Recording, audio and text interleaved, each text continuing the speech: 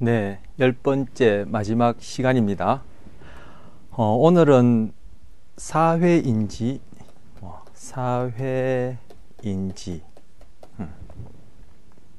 나 한 개인을 떠나서 두 개체 이상의 관계 속에서 이루어지는 행동들, 그 중에서 우리가 경험하고 서로 주고받는 사고, 신념, 생각, 이런 것들 다 사회인지라 얘기할 수 있겠죠. 그 안에서 느끼는 서로 간의 감정, 이런 것들도 다 포함되겠습니다. 예, 당연한 얘기죠. 그래서 이 사회인지를 소셜 코그니션이라고 그래요. 바로 이 코그니션, 인지, 우리 인지신경과학 기초 아닙니까? 바로 이런 사회인지를 신경과학, 우리는 뇌를 구체적으로 보지 뇌 이외의 척수나 말초신경계는 다시 관련해서 다루고 있지 않죠. 그래서 사회인지라는 것을 신경과학적 측면에서 신경과학이라는 윈도우를 통해서 접근해보자, 해석해보자 하는 것이 바로 사회인지 신경과학.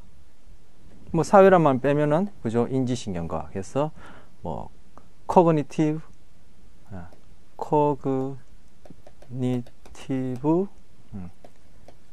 뉴로 사이언스 이렇게 되겠죠.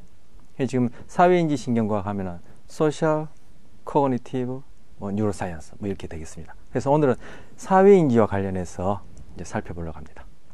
사회인지에 중요하게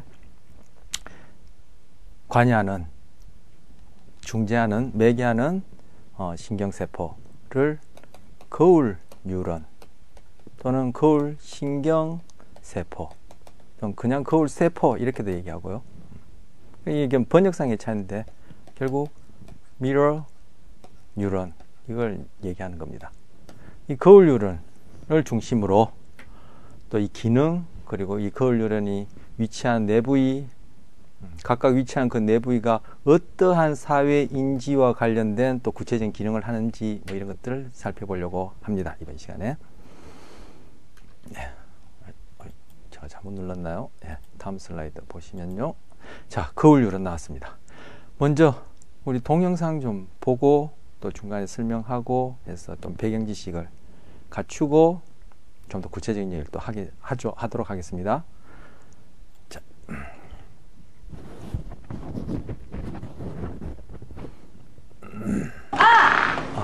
아파.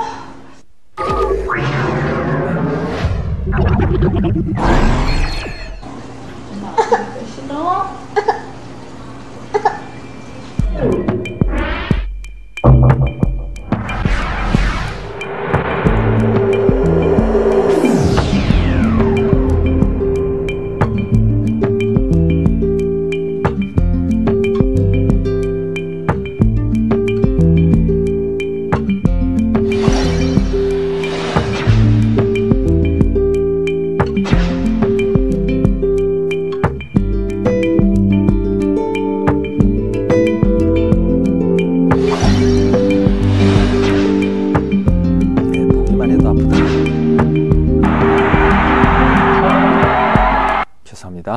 보기만 해도 아프다.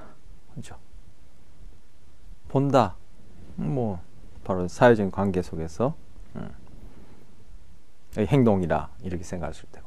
그때 내가 아프다라는 그러한 인지적 작용이 어떻게 일어나냐. 즉 다른 사람이 아픈 걸 관찰하는데 내가 아픈 것처럼 이런 사회적인 인지가 무엇을 매개로 일어나냐. 거울 뉴런이 매개로 일어난다. 거울 뉴런이 중요한 기능을 한다. 이런 얘기입니다.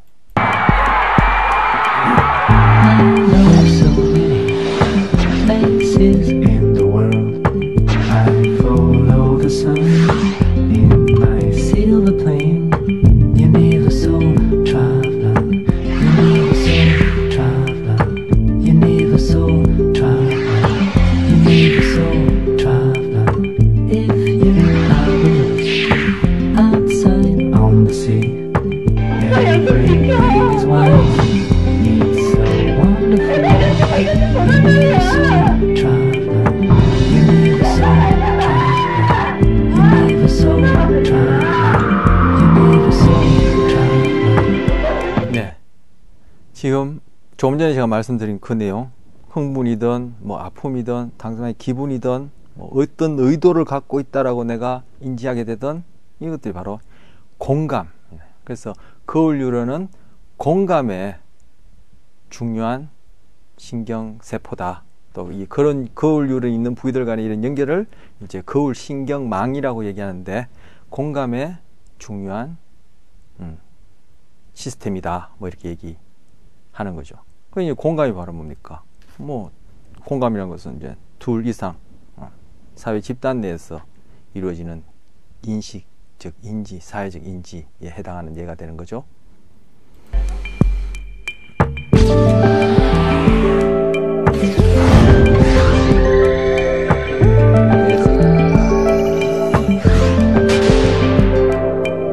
이분들이 처음 거울 뉴런을 발견했을 때 점점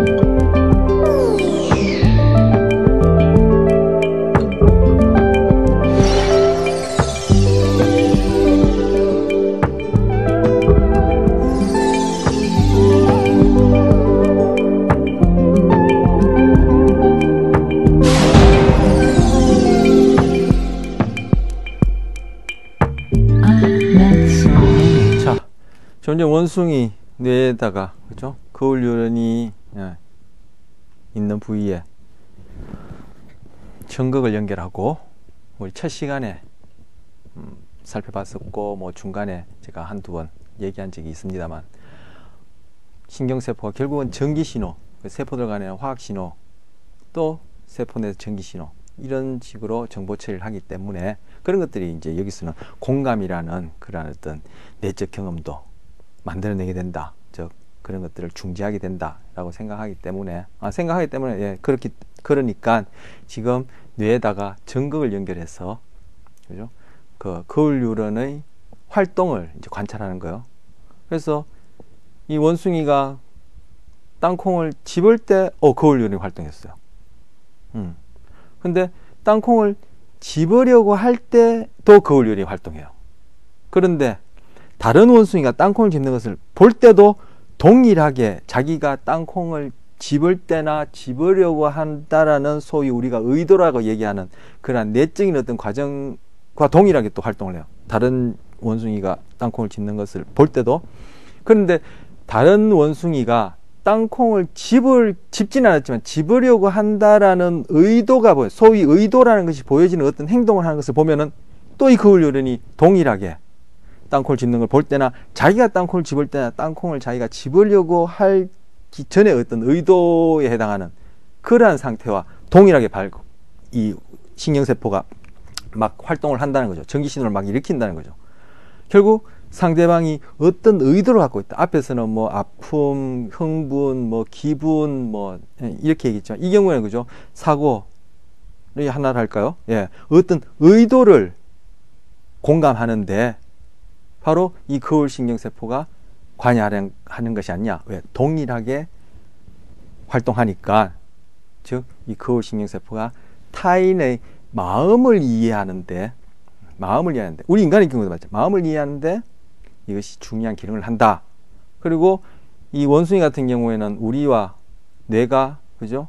그 복잡성이 우리 버금갈 정도로 상대적으로 복잡하단 말이에요. 뭐 우리가 작은 차이긴 하지만 또 기능상에 있어서는 큰 차이를 낳지만 그래도 인간에게 그래도 상대적으로 많이 근접한 그러한 유전 자와 지금 이제 뇌의 복잡성을 갖고 있기 때문에 이 원숭이가 뭐 사람의 땅콩을 집거나 땅콩을 집으려고 한다라고 여겨지는 어떤 그런 행동을 보면은 그 행동에 해당하는 내적인 어떤 내용물이 이제 의도라고 우리가 표현할 수 있겠죠.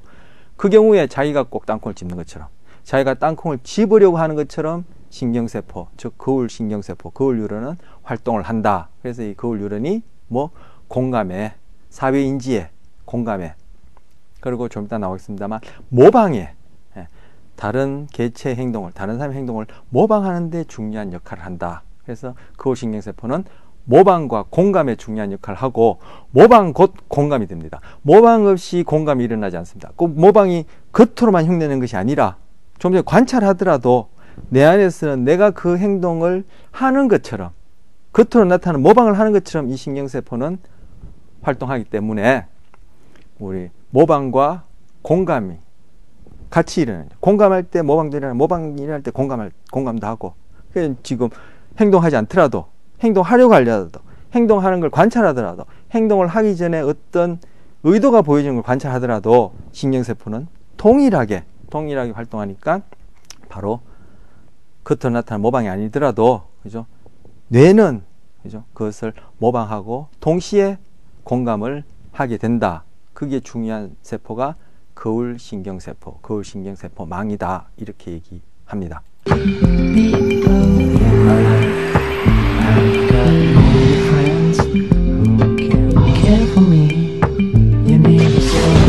네, 여기서는 공감을 또 감정기로 표현했습니다.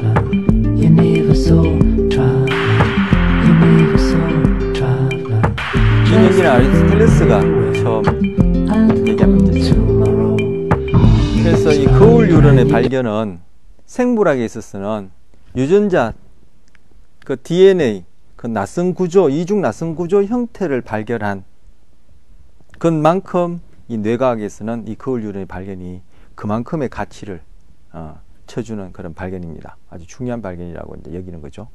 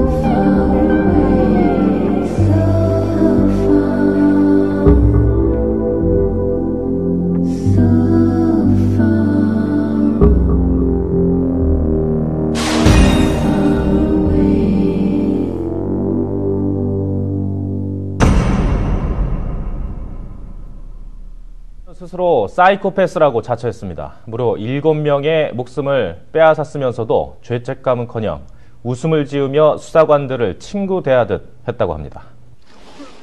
철저한 이중 생활을 통해 자신의 욕구를 충족해온 연쇄살인범.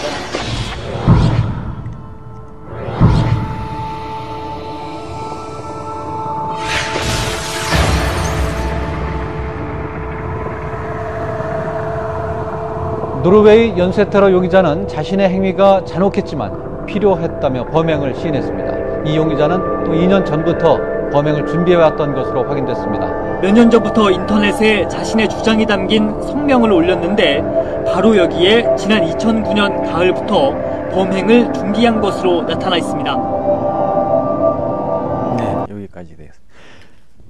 끝에 두 장면입니까? 예, 두 뉴스가 나온 부분이 바로 사이코패스, 우리 흔히 사이코패스라 얘기하는 그런 것과 관련된 내용이죠.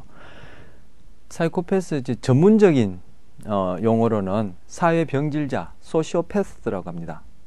이게 바로 사회인지와 관련된 그런 기능에 문제가 있다라고 이제 여길 수 있는 거죠.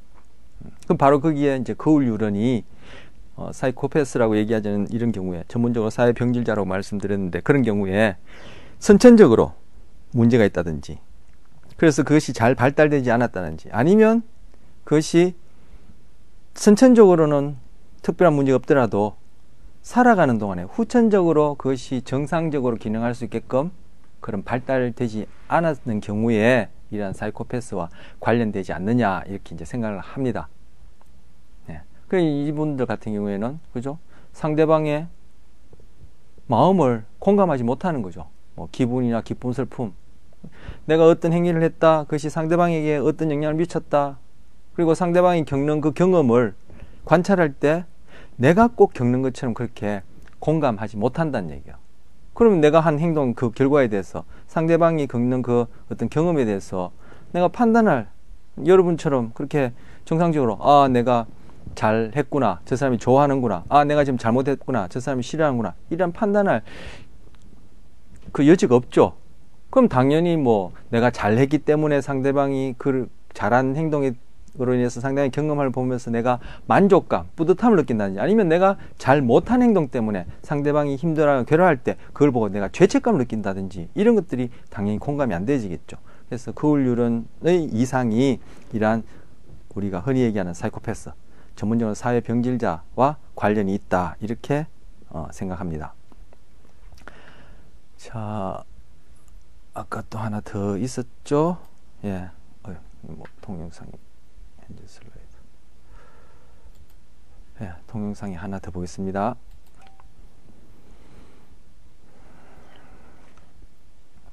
감정까지 함께 느끼기 때문입니다.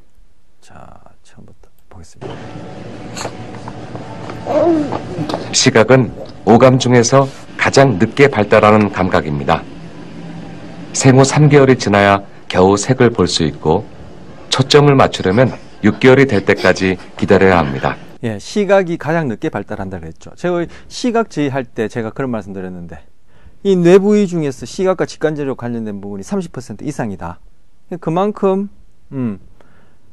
넓은 부위를 차지한다는 얘기는 그만큼 기능이 상대적으로 중요하고 많다. 그리고 복잡하고 정교하다. 이 얘기는 바로 발달이 그만큼 느리다 하는 얘기와 다 맥락을 같이 하는 것이죠. 그리고 이렇게 발달하는 과정에, 그죠? 영향을 받을 수 있는 환경에 의해서 소위 바람직한 쪽이든 소위 바람직하지 않은 쪽이든 영향을 받을 수 있는 여지도 그만큼 많다는 거죠, 시각이. 어쨌든. 근데 여기서 보면은 3개월이 되어야, 그죠? 색깔도 보이고, 6개월이 돼야 초점이 맞춰져요. 그럼 태어나서, 금방 태어나서 얼마 안 됐을 때는 눈도 잘 안 뜨지만 눈을 떴다 하더라도 보이는 건 흐릿한 세상이에요. 그리고 30cm까지 밖에 못 봐요. 30cm까지. 30cm 앞에 흐릿한 세상을 이제 대충 그냥 보는 거죠. 그것도 색깔도 없이 그냥 흑백으로. 그런데 벌써 거울 유래는 그때부터 작용을 합니다. 그래서 모방과 공감을 하게 합니다. 이때 공감이라는 것은 우리가 의식적으로 자각하는 수준의 그런 공감이 아니라, 그죠? 그 토대가 되어지는, 뿌리가 되어지는, 근간이 되어지는 비의식적 수준에서 벌써 공감이 거울신경세포의 기능을 통해서 매개되어, 그런 것들이 점점 뇌가 발달하면서 결국은 의식화 되어질 때, 우리는 공감할 때 그런 비의식적 과정을 토대로, 상대방에 대해서 너가 기뻐하니 나도 기쁘다, 너가 슬퍼하니 나도 우울하다, 이런 것들을 자각하게 되는 거죠. 그런데 아이가 처음 그런 세상을 보는 30cm가 바로 엄마가 아기를 젖을 물렸을 때 아기 눈과 엄마 얼굴이 이게 마주치는 이 거리가 30cm예요. 이게 다 적응적으로 그런 의미가 있죠. 예, 생존과 관련해서. 근데 자연 선택에서 이러한 것들이 선택되어져서 적응하고 그러한 기능을 가진 유전자들이 살아남기에 유리하니까, 결국은 그러한 기능을 가진 개체가 오래 살면은 또 그런 유사한 개체들을 또 번식하게 다음 세대를 잇게 될 테고, 또 그 중에 또 그러한 특성을 가진 개체는 또 생존과 번식이 유리해서 그런 것들이 우리한테까지 주어졌다라고 이렇게 설명해 볼 수 있습니다. 또 그렇게 설명합니다. 이런 식으로 이제 설명하는 부분은 이제 진화 심리학이라고 얘기를 해요. 자, 좀 더 보겠습니다. 그동안 가장 잘 볼 수 있는 건 엄마의 얼굴입니다. 아기는 그 어떤 무늬나 색깔보다 사람의 얼굴을 좋아합니다. 따라했어, 엄마 따라했어. 엄마가 혀를 내밀면 아기는 금방 엄마의 표정을 따라합니다. 지금 이제 모방하죠. 모방할 수 있는 행동이 벌써 거울 신경세포가 모방에 해당하는 작용을 하는 거예요. 겨우 30cm 앞만 볼 수 있는 신생아도 엄마의 표정을 따라합니다. 네, 얘는 며칠 안 됐죠. 지금 산후조리원에 있는 주민 같은데 따라해요. 그런데 최근에 발표된 결과를 보면은 얘는 벌써 며칠은 됐잖아요. 태어난 지 20분만 되더라도 이렇게 모방 행동 따라합니다. 이제 거울 행동이 모방과 공감을, 우리가 모방과 공감을 할 수 있는 것은 본능, 선천적으로 프로그램되어서 자동화되어 있다는 거죠. 바로 비의식적 수준에서 벌써 그런 게 갖춰졌다는 거예요. 여러분처럼 점점 이제 성인이 되어지고, 성인이 아니라 이렇게 자라는 중에 그런 것들이 의식화 되어서 우리가 의식할 수 있는 그러한 내용들을 이제 의도나 기분 이런 것들을 우리가 자각할 수 있는 거죠. 그 이전에 벌써 이런 비의식 수준에서, 그리고 뇌 안에 이런 회로들이, 즉 거울신경이라는 연결망들이 그 전에 유전자 속에 이런 것들이 선택되어져서 프로그램 되어 있다는 거죠. 물론 출생 이후에 이러한 후천적인 모방과 공감할 수 있는 경험은 당연히 정상적으로 되어야지만이 아까 사이코패스나 이런, 아니면 사회 인지에 대해서 정상적인 기능을 할 수 있게 되는 거죠. 뭐 사이코패스라고 얘기하거나 그러한 유해 비슷한 사회 인지 기능을 떨어지지 않고 저하되지 않고 잘 발달되는 거죠. 자폐증의 경우에도 이 거울 유령, 그리고 거울 유령과 관련해서 공감과 모방이 잘 안 돼요. 그래서 자폐증이 뭡니까? 스스로 사회로부터 자기가 스스로 문을 닫아버리고 자기 세상 안에 갇혀 있는 거예요. 그래서 자폐증과 같은 경우 언어 발달도 그죠?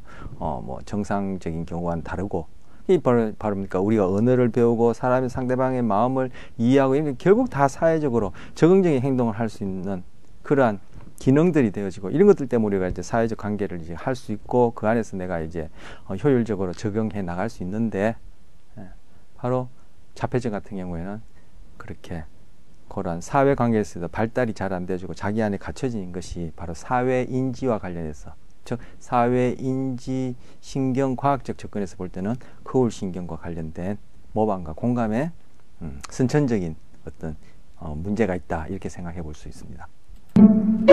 선명하게 보이지 않아도 직감적으로 표정을 흉내내는 것입니다.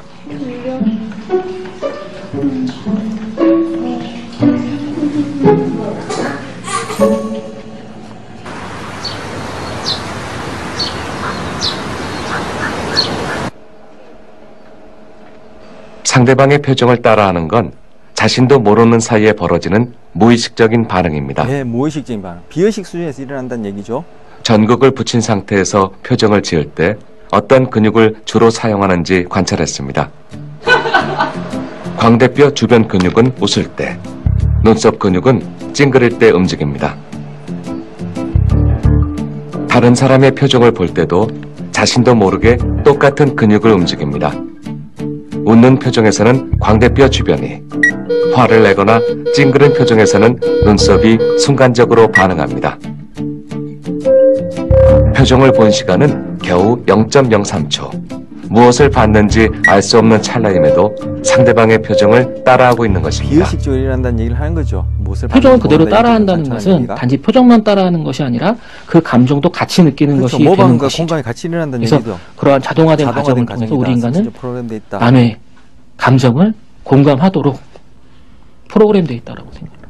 우리가 공감하려고 하는 것이 누가 시켜고 뭐 어떤 의도에 따라 하는 것이 아니라 우리 몸속에 다른 사람의 내면 세계, 다른 사람의 표정에 대해서 자동적으로 따라하고 공감하여라 라는 어떤 프로그램되어 있는 시스템이 우리 인간이다라는 걸 보여준다고 생각을 합니다. 마치 거울을 보듯 다른 사람의 표정을 따라하려는 본능은 우리 뇌에 있는 거울신경 덕분입니다. 거울신경은 다른 사람의 모습을 보기만 해도 마치 자신이 똑같이 행동하는 것처럼 반응합니다. 이는 감정을 담당하는 변연계를 자극해 다른 사람이 느끼는 감정까지 함께 느끼기 때문입니다.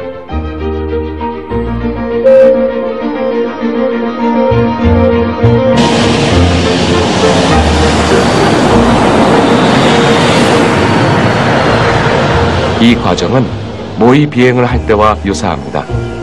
실제로 하늘을 날고 있지는 않지만 화면을 보면서 자신이 직접 비행기를 탄 것 같은 체험을 합니다. 그저 눈으로 보는 것뿐인데 비행기가 요동칠 때의 두려움과 긴장감까지 함께 느낍니다.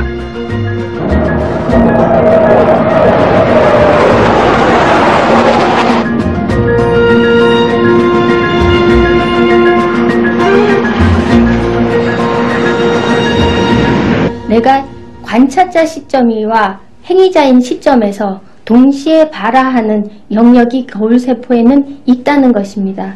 이것은 공감이나 타인의 마음이나 타인의 의도를 이해하는 굉장히 중요한 바탕이 됩니다. 왜냐하면 관찰자 시점과 행위자의 시점을 시점에서 공통적으로 발화한다는 것은 제3자의 어떤 행위나 의도나 그런 마음의 상태를 어떤 나의 것으로, 어떤 나의 감각적인, 운동적인 그런 정보를 일으킬 수 있다는 거죠. 그러므로 인해서 내가 타인의 행동을 이해하고 공감할 수 있게 되는 것입니다. 예. 그렇지. 자기 자신을 자각하는 것이나, 물론 뭐 비의식적, 무의식적 수준의 과정을 통해서 이제 의식적 자각하게 되겠죠. 타인을 자각하게 되는 것이나, 이거 지금 거울륜을 통해서 그죠? 의식하지 못한 상태에서 벌써 시작되어서 우리는 이제 의식까지 이르러서 함께 기뻐하고 슬퍼하고 할 수 있죠. 이게 다 뭐 동일하다는 거야. 내가 내 자신을 이해하는 거나 내가 타인을 이해하는 거나 동일하다는 거야. 그래서 다른 사람을 가장 잘 알 수 있는 방법은 자기 자신을 이해하는 것이다. 뭐 이런 말도 있고요. 자기 자신을 대하는 태도가 그대로 다른 사람을 대하는 태도에 반영된다. 이런 말도 있습니다. 지금 그런 얘기를 한 건 이제 벌써 제법 한참 된, 과거에 이제 뭐 심리학자들이 한 얘기인데, 그리고 또 이런 뇌과학 분야가 아니라 뭐 또 이제 다른 분야의 관학자들이 한 건데, 그분들은 이런 그런 거울신경세포라는 이런 증거 없이도, 그죠? 통찰을 통해서 여러 가지 연구, 관찰, 실험하고 이제 통찰을 통해서 그런 말을 이제 하게 된 거죠. 바로 거기에 대한, 아까 아리스토텔레스의 인간 사회적 동물이라고 얘기했지만, 그러한 명제, 소위 그분들이 하신 말도 명제겠죠. 그런 명제에 해당하는 바로 실질적인 이제 뇌에서의 그런 에비던스에 해당하는 것이 거울신경세포다. 이렇게 얘기할 수 있습니다. 자, 동영상은 이렇게 하고요. 이제 다시 넘어갔어. 네, 봤고요.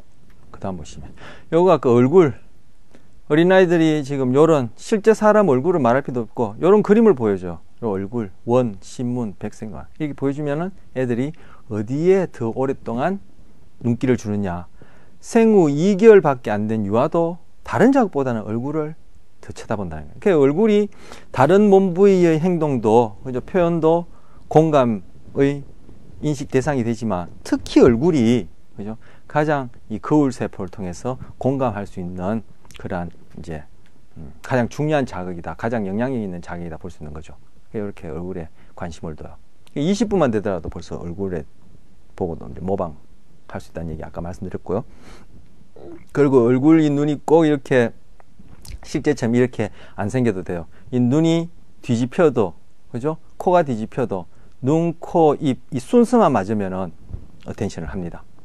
뭐 태어나서 30cm 밖에 못 보고 색깔도 못 보고 윤곽도 안 맺히는데 뭐, 그죠? 뭐 실제 여러분들이 얼굴 보는 것처럼, 자기 자신이나 타인의 얼굴을 보는 것처럼 이렇게 인식 수준에서, 자각할 수 있는 수준에서 뭔가 그것을 지각하고 그렇게 뭐 어텐션을 하게 되고 이런 얘기 아닙니다. 우리 어텐션 때도 무의식적인 그 방향적 주의라는 것도 얘기했지만, 이 경우에는 그냥 의식 수준 아래에서, 그죠?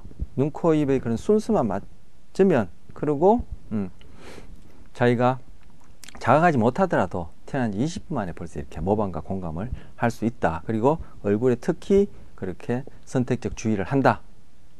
그 얘기를 하고, 지금 그걸 통해서, 얼굴을 통해서 공감, 모방하는데 거울유런이 중요하다. 이렇게 얘기를 한 것입니다. 자, 이 경우 이미 봤죠? 생후 며칠째 나왔습니다. 아까 동영상에도 산모조리원이 있는 그 꼬마 녀석 나이쯤 되겠죠? 그런데 제가 아까 말씀드린 최근 연구는 뭐 태어난 지 20분만 되어도 따라 한다는 겁니다. 자, 이거 원숭이. 원숭이도 아까 뇌가 우리의 버금갈 만큼 복잡하다 했어요. 그런데 이 원숭이도 뭡니까? 이렇게 따라요. 원숭이도. 원숭이 정도 뇌가, 그죠? 발달했으니까, 복잡하니까 이렇게 따라하겠죠. 원숭이의 거울유는 주로 운동을 담당하고 있는 뇌에서만 발견되기 때문에 단순한 행동을 따라할 수는 있지만 다른 차원의 높은 것들은 모방이 불가능하다. 이게 이제 원숭이와 인간 사이의 뇌의 차이겠죠. 하지만 어쨌든 얘들도 거울유런이, 그죠? 운동을, 우리는 아까 감각을 담당하는데도 거울유런이 있어요. 뒤에 가서 그런 부분 얘기할 기회가 있으면 그렇게 말씀드리고, 근데 이 녀석들은 운동을 담당하는 부분에만 거울유런이 있기 때문에 복잡한 행동에는 뭔가 이 운동 부위의 거울유런만으로는 이제 부족하다는 뜻이겠죠. 그래서 이제 간단한 행동 따라한다. 이런 질문 따라하지 않습니까? 자, 거울신경 기능의 이상 이게 나오네요. 자, 우리 아까 제가 말씀드린 동영상에 나왔던 자폐증, 아니요, 사이코패스, 사회병질자인데 지금 이제 자폐증을 얘기합니다. 여러분 또 이거 한번 쭉 읽어보시면 좋겠어요. 재미가 저는 있던데. 그래서 줄만 좀 그어왔어요. 하전두피질. 예. 지금 전두엽이, 여기 지금 보이네요. 여기 지금 이마 쪽이고, 전두엽이 뒤통수 쪽이에요. 이만큼이 전두엽이 되겠죠. 예. 이거. 전두엽이 되겠죠. 이만큼이. 여기 지금 척두엽을 제가 이렇게 표시하느라고 선을 그었는데, 이 전두엽이 이만큼 돼요. 전두피질 중에서도 아래쪽, 바로 이 부분 쪽을 얘기하는 거예요. 그리고 후두정피질. 두정피질 중에서도 뒷부분이니까 이쪽을 얘기하는 거예요. 여기에 뭐 거울 유런이 있다라는 거예요. 그래서 지난번에 한번 말씀드렸는데 중심구를 기준으로 뒤쪽 후두엽, 척두엽, 그죠? 두정엽 이런 것들은 감각과 관련되고, 그리고 이 전두엽은 출력, 운동과 관련된다 말씀드렸는데, 지금 바로 후두정 피질에 있는 거울 유런이 바로 조금 전에 앞 슬라이드에서, 그죠? 원숭이에게는 거울 유런이 주로 운동과를 담당하고 있기 때문에, 그죠? 단순한 것만 모방한다는데 결국 다른 이야기하면 감각과 관련된 부분에도, 그죠? 거울 유런이 있다. 바로 이 후두정 피질의 거울 유런을 얘기하는 겁니다. 오케이. 그리고 여기 사회인지에 중요하다 얘기 나오죠. 그리고 내적 모방을 한다. 아까 제가 모방이 꼭 겉으로 나타나는 모방만 얘기하지 않는다 그랬죠. 그래서 타인이 경험하는 정신 상태에 대해서 내가 이해할 수 있다. 바로 이게 뭡니까? 공감. 즉 타인 말이 들어가니까 사회인지에 해당하는 거죠. 사회적 행동에 결핍을 보인다. 예. 근데 여기에 문제가 있을 경우에 거울신경세포의 핵심적 역할을 고려할 때 거울신경망, 이런 부분들이 다 서로 이게 연결되어 있단 말이에요. 이런 거울신경망의 기능이 이상이 생기면 사회적 행동에 결핍을 보인다. 사회적 인지에 문제가 있으니까 사회적 행동이 당연히, 그죠? 결핍을 가져올 수밖에 없죠.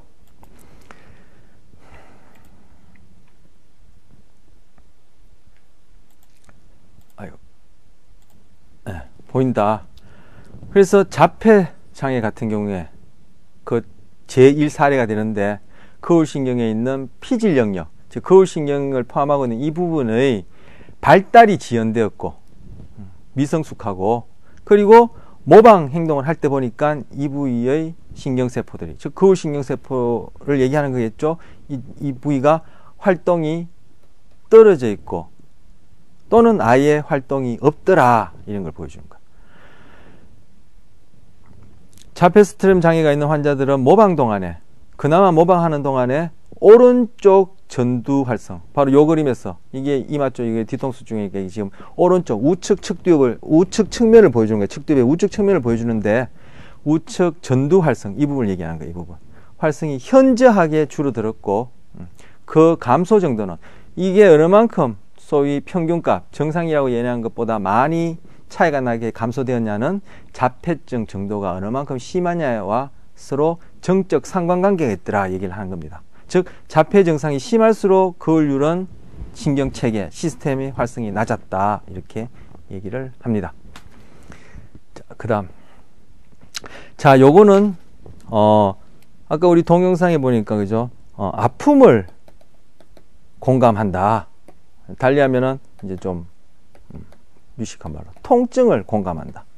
이 통증이 우리가 심리적인 고통도 될 수 있고 신체적인, 그죠? 통증도 될 수 있을 텐데, 이 둘 다 우리 공감한다는 거예요. 자, 지금 여기 보면 인간 통증에 관련된 그 신경 경로를 보여줘요. 이게 하나는 신체적인 통증, 즉 페인이라는 것을 경험하는, 신체적으로, 즉 감각적으로 아프다는 얘기죠. 이런 거 관련된 신경 경로가 있고, 하나는 심리적으로 아프다, 소위 상처받았다 얘기하는데, 영어로는 뭐 hurt, 그죠? 이렇게 뭐 hurt라는 말 많이 쓰죠. 또는 suffering, suffering이라고도 얘기해요. hurt, suffer. 소위 우리가 상처 얘기하는, 이거 마음을 다친 경우를 얘기하는, 이것이 뭐 병렬적으로 이 경로가 있더라. 우리 시각계에서도 무엇 경로, 어떻게 경로에서 대상의식과, 그죠? 뭐 우리 행동과 관련된 공간 정보를 토대로 한 행동과 관련된 이 병렬 경로가 있을 때 여기서 있는 거예요. 이런 병렬 시스템이 신경계 전체의 일반적인 이제 원리로 이렇게 적용할 수 있고 생각할 수 있는 거죠. 또 실제 그렇고. 그런데 여기에서 보면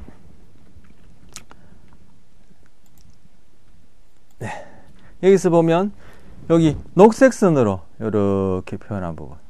여기 이제 결국 신경세포의 축삭을 얘기하는 거예요. 축삭 돌기. 중간에 또 뭐 시냅스도 하겠죠. 지금 여기 보면 이제 시상에 갔어. 그죠? 후각을 제외한 모든 감각은 시상에서 거쳐간다 해서 시상에서 시냅스에서는 어디로 갑니까?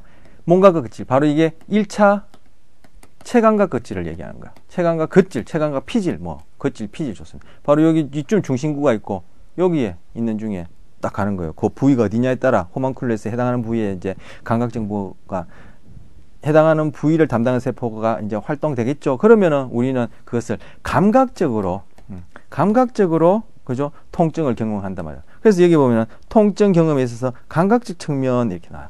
근데 이 파란 선은 보니까 이렇게 해서 뭐 어떤 내 부위로 가는데 지금 여기 중간 경로는 생략하고 그리고 여기도 안 그려져 있는데 바로 어디로 가냐? 이 띠긋질이라는 부분으로 가요. 띠긋질. 이 부분으로 갈 때 우리는 바로 심리적인 측면, 달리 이야기하면 정서적인 측면의 통증, 바로 고통이 되겠죠. 아까 상처라고 얘기한 이런 부분 경험과 관련된다는 거예요. 이 띠긋질 부분이. 만약에 이 띠긋질 부분이 망가졌다. 사실 이만큼이 띠긋질인데 지금 얘기하는 이런 정서적 측면의 고통 관련해서는 띠긋질 중에서 이 앞쪽, 이게 이마 쪽이 뒤통수 쪽인데 이 앞쪽 띠긋질이 여기다 앞쪽 띠긋질이 관여해요. 중요하게. 근데 이 앞쪽 띠긋질이 망가졌다. 이렇게 되면은 아픈데 안 아파요. 여러분이 아시나 그런 경험을 안 해봤기 때문에 도대체 그런 게 어떤 상태일까? 뭐 머리로도 상상이 안 돼요. 그런데 감각적으로는 아픈데 페인은 있는데 심리적으로는 전혀 불편함이 없어요. 그래서 어떤 경우에 오히려 이 띠긋질이 망가지고 나면은 전반적으로 더 행복해져. 뭐 이게 신체적으로 어떤 고통이 있고 없고를 따라서 전반적으로 더 행복해져요. 왜 그런지를 얘기를 하려면 이게 또 이제 주체적 자아와 그런 서사적 자아 그리고 또 뭐 여러 가지를 얘기를 해야 되기 때문에 그거 얘기하면 뒤에 오늘 준비된 거 얘기하기가 시간이 예치 않으니까 뭐 결론만 얘기하면은 이 앞쪽 띠긋질이 망가지면은 만약에 몸에 상처가 났다, 베었다, 부러졌다면은 감각적으로는 페인, 아픈데 심리적으로는 전혀 불편함이 없어요. 또는 신체적으로는 페인에 해당하는 그런 것이 없다 하더라도 앞쪽 띠긋질이 망가지면 그전보다도 행복감을 더 느끼는 경우가 있어요.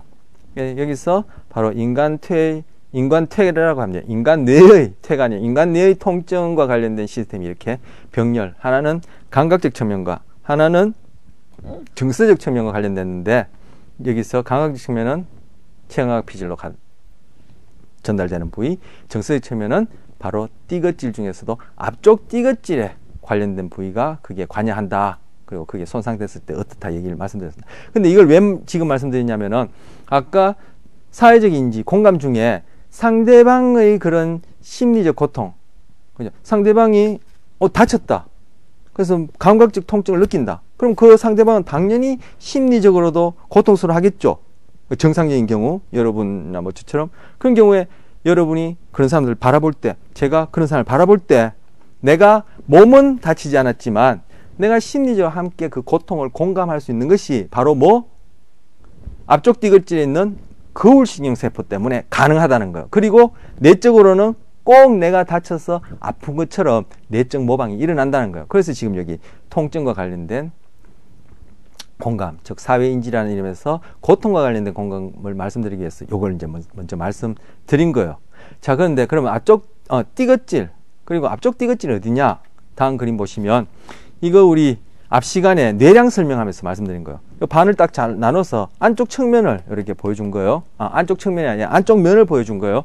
여기 이마 쪽이고 이게 이마 뒤통수 쪽이니까 이거는 오른쪽 뇌 안쪽 면이 되겠죠. 이렇게 반 잘라서 오른쪽 뇌 반 잘라서 오른쪽 뇌 안쪽 면이 되겠죠. 이게 이마 쪽, 이게 뒤통수 쪽이랑. 거기에 여기가 뇌량이라 그랬어요.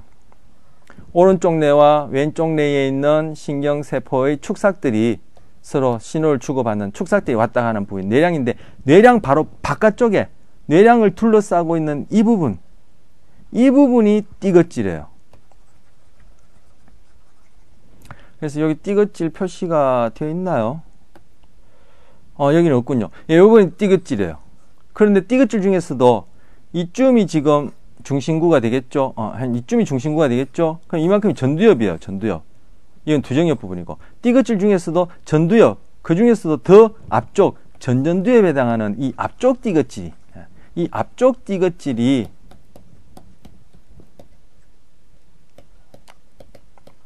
글씨가 막 날아갑니다. 예. 앞쪽 띠긋질이 바로 거울 유런을 매개로 한 타인과의 사회적 인지, 즉 공감 중에서도 바로 심리적 고통 또는 상처라 얘기할까요? 예, 상처, 이런 것들을 공감하는데 관여한다, 이렇게 되어집니다. 요 슬라이드 전에 제가 아까 동영상에 3인칭 시점, 뭐 1인칭 시점 얘기했는데, 내가 내 자신을 지각하는 거나 내가 타인을 지각하는 거나 동일한 과정이다. 뇌에서는 그렇게 얘기할 수 있다고 말씀드렸어요. 그러면 내가 내 자신의 몸이 다치고, 아니면 그로 인해서 다치고 그로 인해서 심리적 불편하고, 아니면 몸이 다친 건 아니지만 어떤 사건, 경험을 해서 내가 심리적으로 고통스러워할 때 이 부위가 관여할 텐데, 그죠? 이 부위의 활동은, 그리고 이 부위에 있는 거울신경세포의 기능은 내가 내 자신에 대한 고통, 상처에 대한 지각, 자각뿐만 아니라 타인의 고통, 상처에 대한 공감에도 관여한다, 이렇게 되어지는 거죠. 그래서 앞 슬라이드에서, 그죠? 앞쪽 그림에서 이 부분이 망가지면, 앞쪽 띠긋질, 조금 전에 본 거기에 해당하는 앞쪽 띠긋질이 망가지면,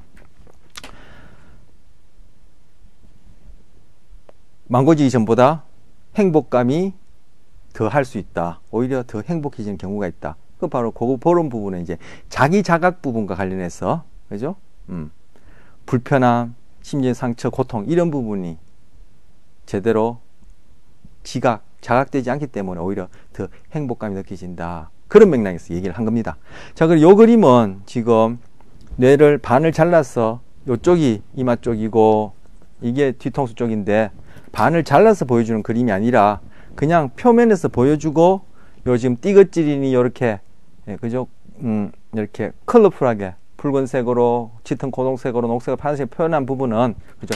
뇌 안쪽, 그죠? 뇌 안쪽에, 안쪽 측면이나, 띠긋질 같은 경우에 조금 전에 안쪽에 있었죠. 측면이나 안쪽, 뇌 껍데기가 아니라 안쪽에 있는 부위를 지금 이제 색깔로 그렇게 표현해서 보여주고 있는 것입니다. 자, 띠긋질은 지금 이제 반 잘랐을 때 이 안쪽 면에, 그죠? 나타나는 바로 여기 띠긋질이에요. 띠긋질. 여기에 바로 뭐 거울 유런이 있다. 그것이 자기 자신에 대한 고통뿐만 아니라 상대방에 대한 고통까지도 공감할 수 있는데 중요한 부위다, 이렇게 되는 겁니다. 자, 아까 뭐 사회병질자, 그리고 뭐 자폐 같은 경우에도 그런 부위와 관련해서 생각해 볼 수 있겠죠. 결국 이제 뭐 지금 고통이라는 단어를 가지고 지금 뭐 앞 슬라이드에서 얘기했습니다만, 결국 그뭡니까? 사회 인지에 해당하는 거죠. 의도가 되었던, 뭐 고통이 되었던, 기쁨이 되었던, 슬픔이 되었던, 이게 다, 그죠? 사회적 관계, 두 개치 이상에서 일어나는 그런 인지에 관련된 내용인데, 지금 고통을 얘기를 한 겁니다. 지금 바로 여기에 지금 띠긋질 아니에요, 띠긋질. 띠긋질 중에서 요 바로 앞쪽 부분에 있는 요 부분, 이제 고통과 관련돼서 제가 이렇게 써놨고요. 요 부위에 뭐 거울 유런이 있다. 그리고 이 부위는 지금 뇌를 밑에서 보여준 거예요. 밑에서 보여준 거예요. 뇌가 이렇게 돼 있으면 이게 중심구고, 앞쪽이 전두엽. 전두엽 중에서 더 앞쪽을 전두엽이라 그래요. 또는 전두엽 피질, 뭐 전전두엽 피질 또는 전전두 피질이라 얘기하는데, 이 전전두엽, 전전두 피질을 세 부위로 크게 나눌 수 있어요. 여기 보여지는 것처럼. 그죠? 요거는 지금 이마 쪽에, 그리고 이 표면 쪽에, 요 부분을 여기 등가 쪽 전두라고 그래요. 이 등의 선에서 이어진다. 그리고 중심선에서 바깥에 있다, 이런 뜻이에요. 등가 쪽. 또는 한자말로는 배 외측 전두라 그래요. 배, 등배자, 등선, 등 라인에서 이어진다. 그리고 외, 중심에서 바깥에 벗어났다. 이런 뜻이고. 그리고 요 같은 경우에는 지금 밑에서 보여주는 거예요. 전전두엽 중에서도 밑에서 보여주는 부분인데 여기에 바로 요 눈이 안구가 들어있는 요 뼈 바로 위에 있는 부분이기 때문에 눈확전두 또는 안와전두라 그래요. 안와는 눈 안자고 눈알이 이렇게 들어있는 그 뼈, 그 온폭 들어가는 그 부위를 와라고 그러는데 우리 중심와 할 때 와 배웠죠. 온폭 들어간 부위. 그런 뜻으로 그 부위 바로 위에 있는 전두다 해서 칭하고 요거는 내측전두예요. 내측전두. 여기 보면은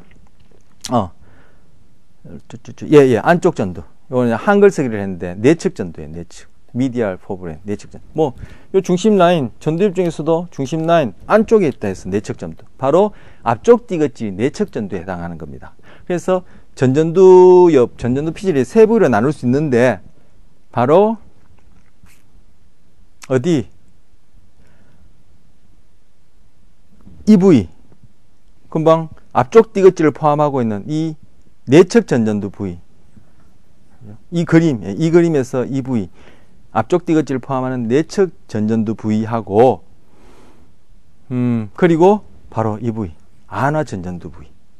이걸 다 합쳐서 두 개를 묶어서 봉, 내측, 전전두, 옆, 전전두 피질, 전전두 부위 이렇게 얘기하는데 봉내측, 복이라는 뜻은 배란 뜻이거든요.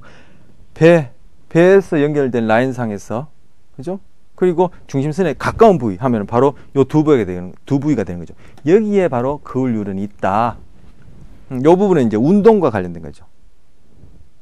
그 전전두엽 운동과 관련됐다 했잖아. 아니면 뭐 내적인 어떤 사고 판단 이것도 결국 어떤 뭔가 만들어내는 것이니까 뭐 운동보다도 더 제너럴하게 출력과 관련된 부분이시고 아까 두정력, 후두정력, 감각 쪽에도 있다고 했는데 요거는 지금 전전두 중에서 거울유런이 위치하는 부위를 제가 보여드리기 위해서 소개한 거예요. 자, 전전두, 복내측 전전두 다 묶어서 이제 얘기하죠. 아까 고통의 공간과 관련된 띠긋질, 앞쪽 띠긋질까지 다 포함해서 복내측 전전두. 자, 거절의 고통입니다.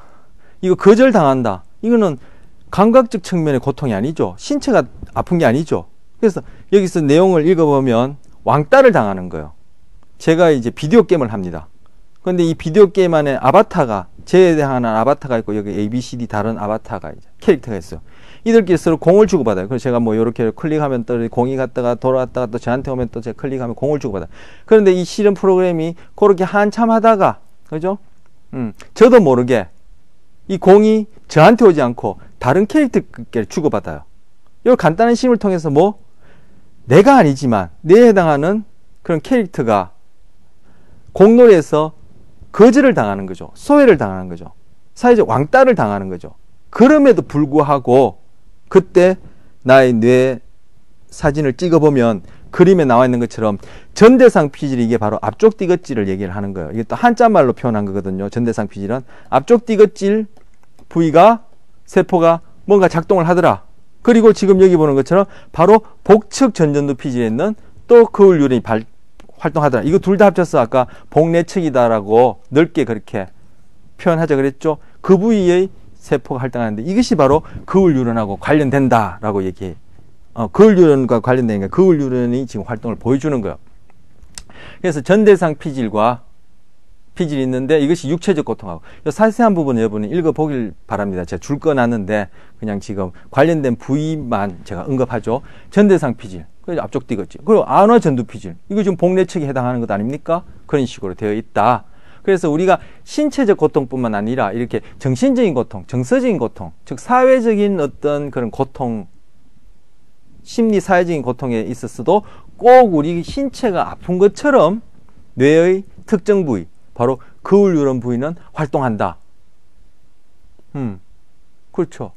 그래서 아까 뭐 자기 자신에 대한 태도가 타인의 태도와 동일하고 타인을 잘 이해하려면 자기 자신을 이해하면 잘 이해하려면 타인을 잘 이해하려면 자기 자신을 잘 이해해야 된다. 이런 얘기가 지금 다 거울유런하고 관련된다고 했는데 지금 이제 사회적 관계 속에서 타인의 고통을 내가 공감할 때도 그렇고, 사회적 관계에 있어서 내 심리적인 고통을 내가 경험할 때도 그렇고, 이런 사회적 인지에 있어서 이 거울 유런이 이제 바탕이 된다.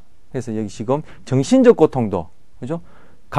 육체적 고통과 마찬가지로 동일한 영역이 그렇게 활성화된다. 요 둘 사이에는 또 그 활동되는 패턴이 조금 상이해요. 그런 내용이 여기 간단하게 나옵니다만 읽어보시고, 그래서 전대상 피질, 앞쪽 디귿질은 사회적 괴로움의 감정을 억누른 작용을 하고, 복내척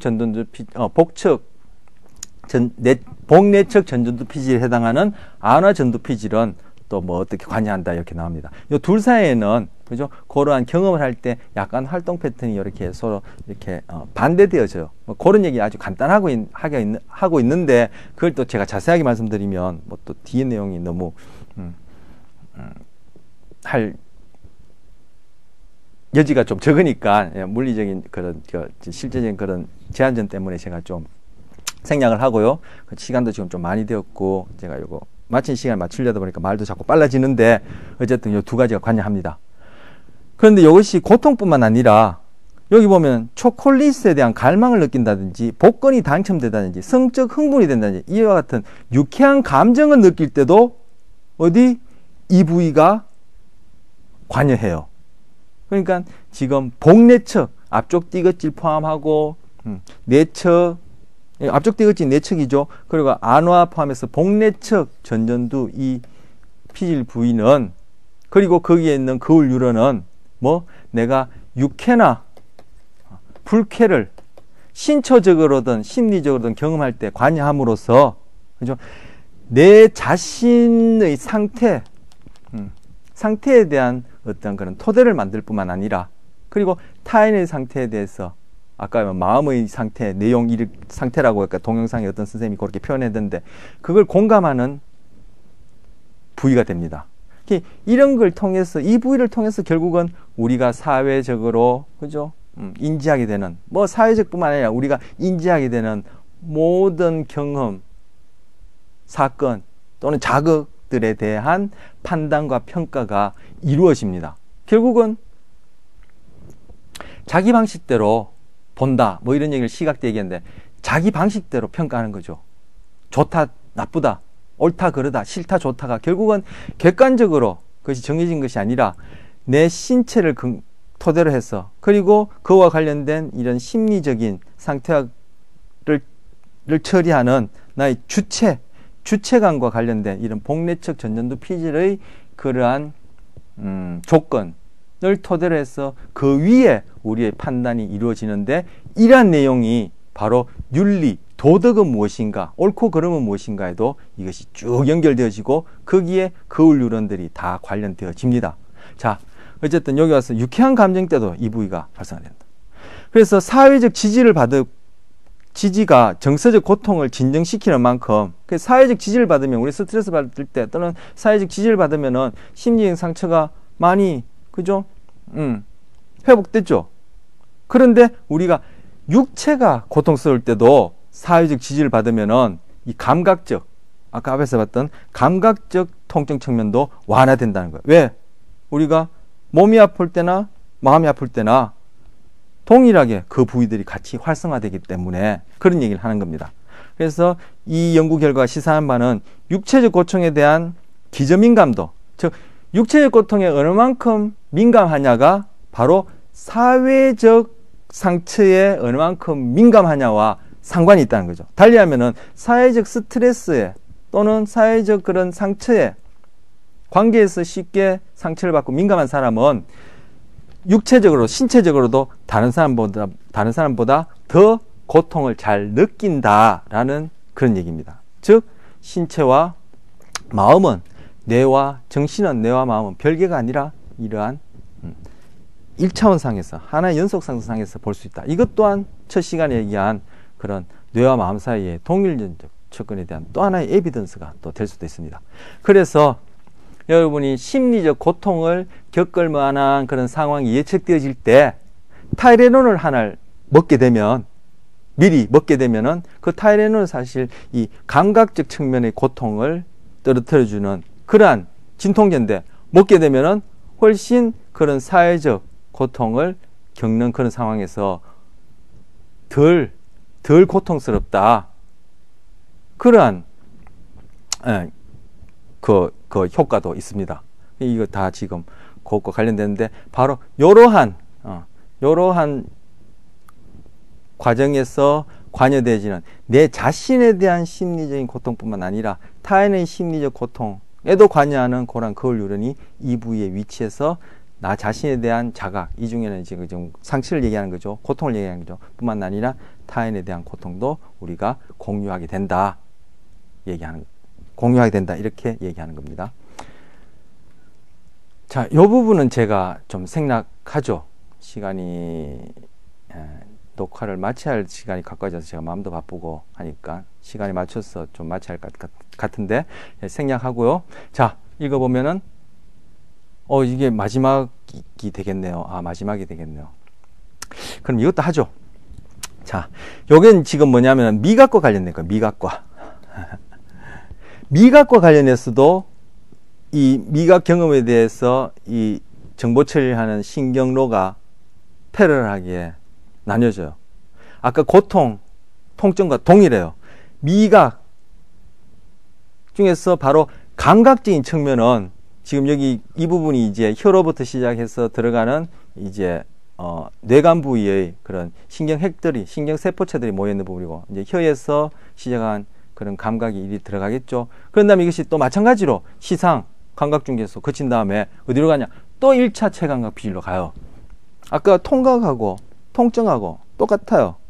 그런데 미각과 관련된 부분 중에 심리적인 부분. 뭐 먹었더니, 이거, 역겹다. 혐오스럽다. 혐오감 또는 역겨움, 이것이 영어로 disgust거든요. 아시다시피. 근데 gust가 taste란 말이에요. 그리고 dis가 bad. 나쁜 맛이란 뜻이에요. 바로 우리가 뭐 어떤 사건이나 대상이나 사람에 대해서 혐오스럽다, 싫다라는 그런 것이 바로 이 맛과 관련되기 때문에 어원도 그렇고 바로 혀에서 시작된 그러한 감각, 맛과 관련된 감각은 1차 체감각 피질, 몸끝질로 가지만 심리적으로 혐오스럽다.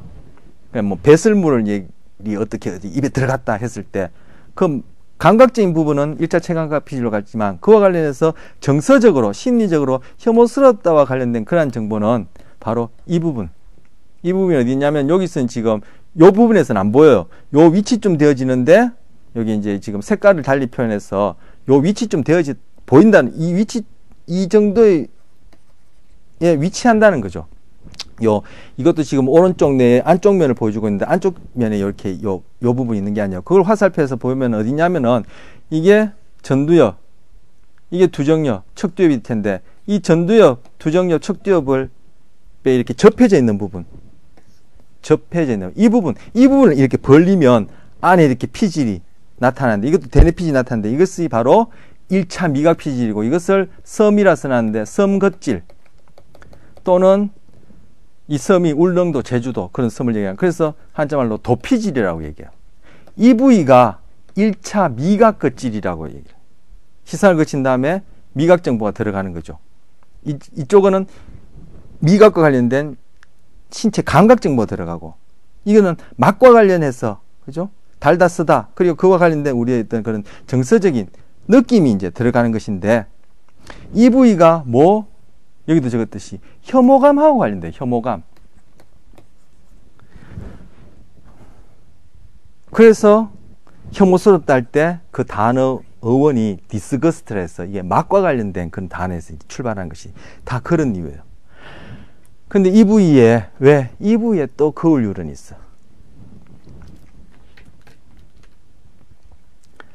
우리 초반에 그 동영상 봤을 때 동영상에 여기에 거울 유런, 여기 거울 유런, 거울 유런에서 이렇게 뭐 쭉 연결해서 이렇게 뭐 빛이 이렇게 합쳐지는 것처럼 보여줬죠. 이게 이제 두정엽 부위, 후측 두정엽 부위. 이 부위는 아까 복내척, 전전두엽 부위. 이 부위가 바로 지금 미각과 관련된 부위. 이 부위가 이제 서로 연결되어서 거울 신경망을 이루는데 바로 이 부위에 거울 신경세포가 있어요. 그런데 이 부위가 만약에 망가졌다 하게 되면은 혐오감을 느끼지 못해요. 예를 들어서 변기에 배설물이 그죠? 씻겨 들어가지 않고 있는 중에 손을 집어넣는 이런 장면을 보여준다든지, 수프 그릇에 바퀴벌레가 아니면 파리가 빠져 죽어 있는 이런 걸 보여준다든지, 아니면 뭐 길바닥에 짐승의 내장이 터져서 죽어 있는 거 이런 걸 보여준다든지, 수술 장면을 보여준다든지, 이런 것들을 보더라도 혐오감을 못 느껴요. 디스거스트하지 않다는 얘기죠. 그리고 우리가 아주 혐오스러운 장면을 보면 어떻게 해요? 침을 뱉죠. 이렇게 침을 뱉는, 이게 디스거스트하고 관련해. 뭔가 입에 나쁜 이물질이 들어간 것처럼 이렇게 느껴진단 말이에요. 그런데 이 부위에 거울 유런이 있기 때문에 자기 자신의 혐오감을 자각하는 뿐만 아니라 이 부위에 거울 유런이 있기 때문에 내가 어떤 행동을 했다든지, 아니면 어떤 혐오스러운 장면이 일어나더라도 어떤 타인이, 다른 대상이 혐오감을 일으킬 만한 그런 행동이나 그러한 상태가 있는 것을 내가 보더라도, 아니면 내가 어떤 행동을 했을 때 그것이 그런 상대방에게 혐오감을 일으키는 그런 행동한 결과를 보더라도 이 부위가 손상되어져서 거울 유런이 제대로 활동하지 않으면 우리는 혐오감을 느끼지 못해요. 그럼 제가 타인에게 한 행동이 상대방에게 혐오감을 일으킨다는 것을 거울 유런을 통해서 내가 공감해야지만이, 아, 내가 이런 행동을 어떻게 해야 되겠다는 판단이 있을 텐데 그게 안 되어지는 거죠. 그럼 나는 상대방에게 혐오스러운 행동을 계속할 수도 있고, 또 그것이 뭐 꼭 사람이 아니라, 그죠, 어떤 물건이다 하더라도 그것을 혐오감을 못 느끼기 때문에 나의 행동이 사회적으로 비적응적인 그런 행동이 나타날 수 있겠죠. 그럼 바로 사회인지에 있어서 혐오감과 관련된 부분에 공감에 문제가 생긴다, 이렇게 얘기할 수 있는 거예요. 그래서 지금 각각 거울 유런이 위치하는 부위, 미각과 관련해서 혐오감, 그리고 통각과 관련해서 뭐 사회적 상처까지 살펴봤고, 또 그 이전에 자폐증, 그리고 우리 동영상을 통해서는 사회병질자라 얘기하는 사이코패스 살펴봤고, 이런 것들이 바로 공감과 모방에 선천적으로 중요한 기능을 하는 거울 유런, 물론 후천적으로 정상적인 발달도 되어야지만이 제 기능을 한다 말씀드렸습니다. 그래서 한 줄 요약을 보시면, 거울 유런의 기능은 타인에 대한 모방과 공감을 가능케 해준다. 이러한 기능은 선천적이다. 뭐 이미 동영상에 봤고, 뭐 제가 재차 말씀드렸죠. 또 남녀 간의 차이가 있다고 그래요. 그 여자분들이 더 공감 능력이 있다, 이렇게 얘기하는데, 오히려 그런 공감 능력이 한편으로는 또 치료할 대가가 있어요. 여러분 기회 되시면 폴 블룸이라는 예일대 심리학과 교수로 제가 기억하고 있는데, 이분이 플라톤 아카데미에서, 요즘 플라톤 아카데미에서 지났는지 모르지만 한동안 플라톤 아카데미에 대해서 심리학이라는 주제로 세계 거장들을 불러서 그렇게 강연을 하는데, 그 중에 폴 블룸이라는 사람이 오래전부터 공감과 관련해서 연구한 분인데, 지금 그분이 타이틀을 좀 이렇게 인상적으로 지었어요. 뭐 공감에 반대한다는 뜻으로, 우리가 지금 흔히 사용하는 공감, 이해, 이런 긍정적인 측면이 아니라, 그죠? 그 이외에 공감으로 인해서 부정적이라고 여겨질 수 있는 바람직하지 않은 측면이 있다, 이런 것들을 쭉 얘기를 해요. 책도 지금 출간이 되어 있어요. 아직 번역은 안 되어 있는 걸로 아는데, 근데 여자분들이 공감력이 남자보다 뛰어나다, 또는 공감을 잘한다, 민감하다, 그런 부분들이 긍정 측면에서는 또 장점이 되겠지만, 그로 인해서, 그죠, 또 이렇게 취약한 측면도 좀 있어요. 그래서 스트레스에 취약하다든지 민감하다든지 이런 부분들도 그거와 이제 관련이 되는데, 그런 의미에서 남녀 간의 차이가 있다, 지금 간단하게 제가 얘기를 한 거고요. 물론 후천적으로도 발달될 수 있고, 발달되어야지만이 이제 정상적인 기능을 하는 거죠. 그래서 거울 유런의 기능은 타인의 마음을 이해하는 사회적 인지에 중요하다. 이러한 거울 유런의 발달이 지연되거나, 또는 그 기능에 문제가 생긴 것이 자폐증이나 사회병질과 관련된다, 이렇게 얘기를 합니다. 그리고 여기에는 한 줄로 뭐 여기에 대해서 구체적으로 지금 설명을 제가 안 드렸지만, 이러한 거울 유런의 기능이 바로 내적 모방과 공감을 가능하게 하니까, 이런 기능을 통해서 우리가 뭐 보고 배운다, 우리가 따라 배운다, 남이 하는 걸 보고 배운다, 따라 배운다 라고 얘기하는 바로 관찰학습, 또는 관찰학습을 대리학습, 사회적 학습이라는데, 이런 것들도 가능하게 함으로써 후천적으로 이런 거울 유런의 기능을 바탕으로 따라 배우는, 즉 관찰학습, 이런 것들이 잘 되어져서 거울 유런이 잘 발달하면 그 상대적인 그죠? 그러한 사회적 테두리 안에서 우리는 적응적인 행동 또는 적응적으로 살아갈 수 있다. 이렇게 얘기하는 것입니다. 네, 오늘 이렇게 거울 유런과 관련해서 사회인지 말씀드리면서 10번 시간에 걸친 인지신경과학의 기초라는 이름의 이제 내용들을 마치도록 하겠습니다. 더 많은 내용, 더 여러분이 보시기에 어떨지 모르겠는데 더 흥미로운 내용들이 또 있는데 우리 뭐 온라인 상에 지금 이렇게 강좌다 보니까 한계로 그런 것들을 소개해드리지 못했고 또 주어진 시간 한 차시가 또 짧아서 그런데 더 관심 있으신 분은 저희 학교 심리학과에서 2학기 때 개설되어지는 인지신경과학의 기초라는 과목이 있어요. 예, 그 부분을 여러분이 또 이렇게 뭐 수강하시게 되면은 더 많은 내용들 또 이렇게 여러분이 접할 수 있으실 겁니다.